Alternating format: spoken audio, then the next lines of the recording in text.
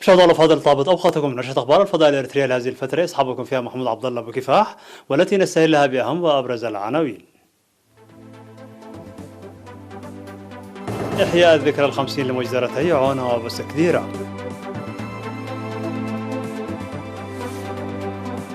وحصاد مزارع أسر الشهداء في شامبوقو.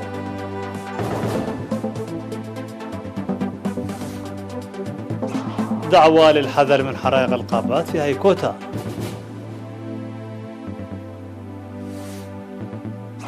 بريطانيا تجيز استخدام لقاح فايزر وتحدد موعد توفره. وروسيا تنشر صواريخ في جزر بالمحيط الهادي تطالب بها اليابان. وتيرة إزالة غابات الأمازون في أعلى مستوياتها منذ 12 عاما. مرحبا بكم من العناوين إلى التفاصيل.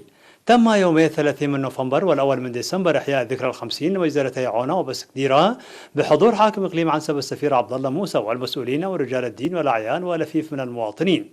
وقال السفير عبد الله موسى في المناسبة بأن الجرائم البربرية التي قام بها الاستعمار الأثيوبي في الكثير من القرى والبلدات والمدن الإريترية راح ضحيتها آلاف الإريتريين الأبرياء من الأطفال والأمهات والمسنين.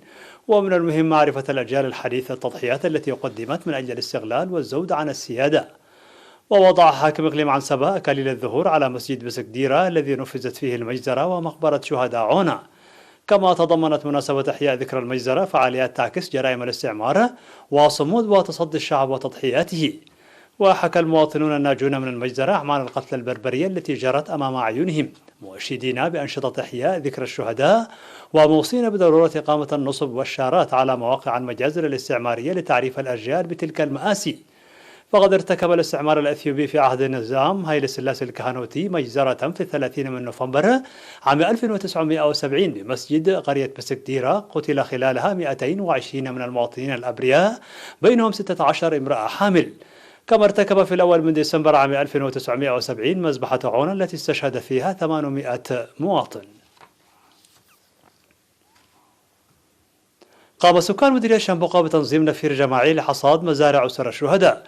وأوضح مسؤول التنمية الاقتصادية في المديرية السيد برخت محاري بأن النفير الذي جرى في 15 ضاحية يهدف لجمع المحاصيل قبل تعرضها للآفات والحوادث الطبيعية. وأشار إلى زراعة مساحة أكثر من 15,000 هكتار هذا العام بالري المطرية أغلبها بالذرة، موضحا بأن الإنتاج لم يكن حسب التوقعات لتأخر هطول الأمطار. ودعا المزارعين لجمع الحشائش من أجل الاستخدام كعلف حيوانية ومواصلة أعمال النفير لمساعدة المحتاجين حتى حصاد جميع المزارع.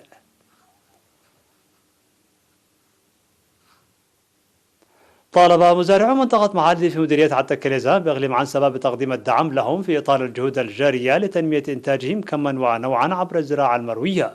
وأوضح المزارعون لوكالة إيرينا بأن تأخر الخريف لم يساعدهم في إنجاح برامجهم الزراعية، وناشدين وزارة الزراعة بتقديم الدعم المهني والمادي للانتقال بالزراعة المطرية إلى الزراعة المروية.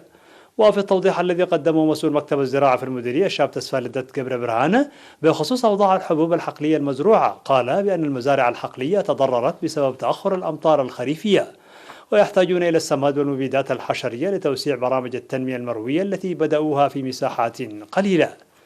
يذكر بأن مزارعي منطقة معادي يزرعون الذرة الرفيعة والذرة الشامية والطاف بنسب قليلة.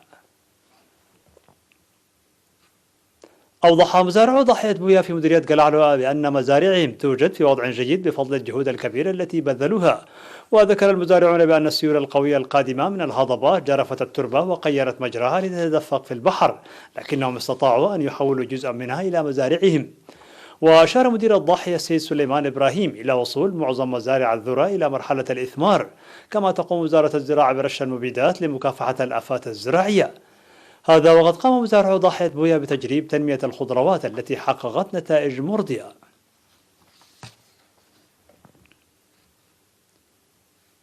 دعت إدارة مديرية هيكوتا المواطنين لتوخي الحذر من الحرائق المتكررة التي تحدث الدمار للمساكن والغابات.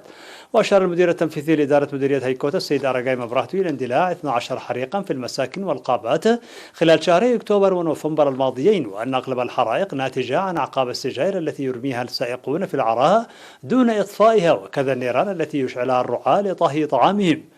وأفاد مراسل إيرينا بأن الحرائق دمرت أراضي واسعة من المراعي والغابات، وحث المجتمع لتوقي الحيطة والحذر للحد من هذه الحوادث والتعاون فيما بينهم لتقديم متسببي الحرائق أمام القانون.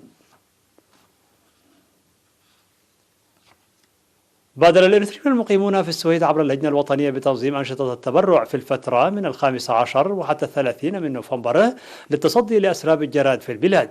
وأوضح منظم البرنامج بأن الهدف هو القيام بواجبهم الوطني لمكافحة الجراد في هذه الفترة الصعبة التي ينتشر فيها وباء فيروس كورونا. وختم التبرع بمبلغ 200 ألف كرونر في البرنامج الذي نظم عبر تقنية الفيديو في 3 جولات.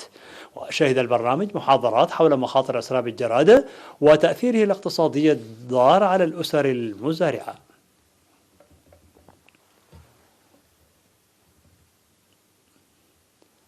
مشاهدينا الفاضل، كانت هذه الأخبار الداخلية. فاصل قصير ونوفيكم بالأخبار العالمية، ابقوا معنا.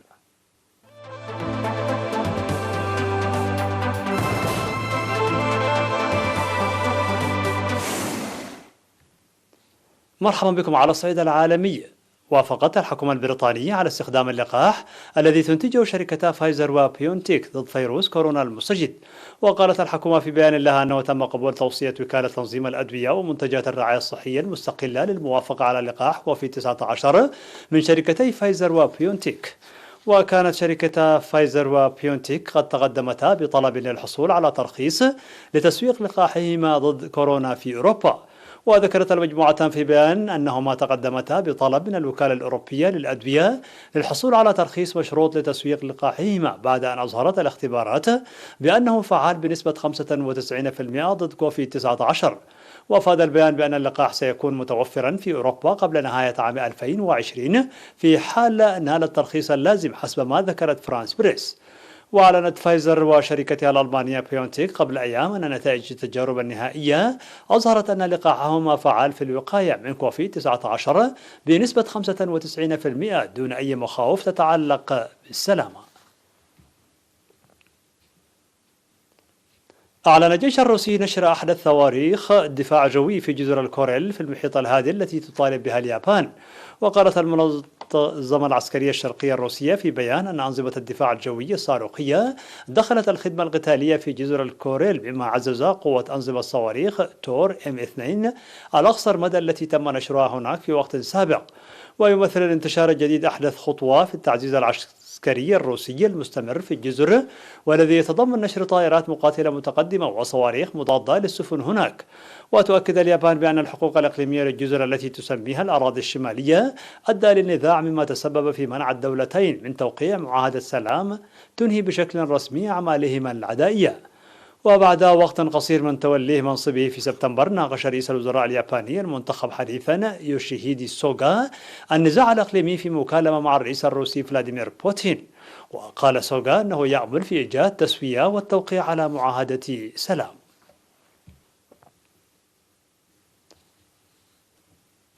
بلغت وتيرة قطع الأشجار في غابات الأمازون البرازيلية أعلى مستوى لها منذ 12 عاما وفق بيانات رسمية نشرت، ودفعت جهات عدة إلى التنديد بالسياسة البيئية لحكومة الرئيس جابير بولسونارو.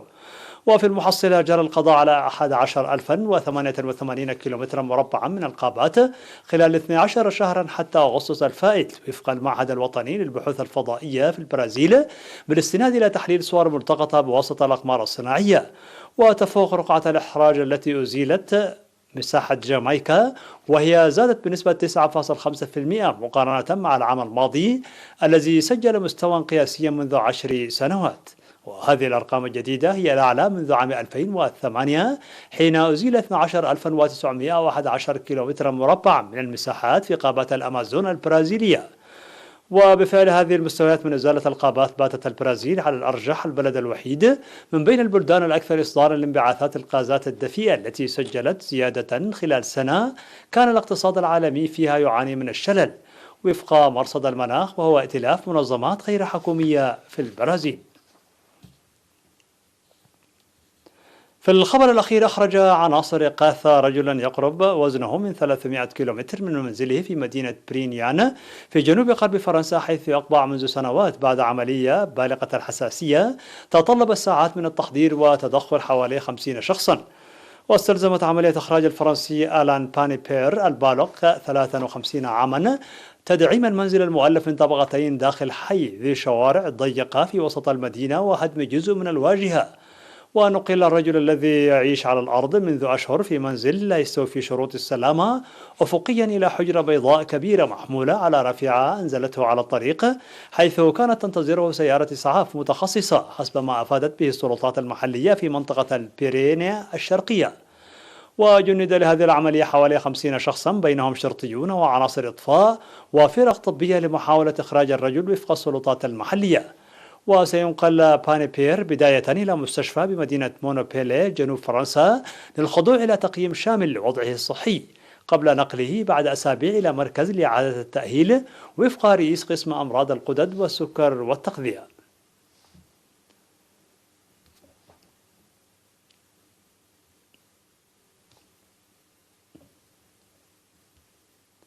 مشاهدينا الأفاضل، بهذا نكون قد وصلنا بكم إلى نهاية النشرة. شكرا على حسن المتابعة، دمتم بألف خير.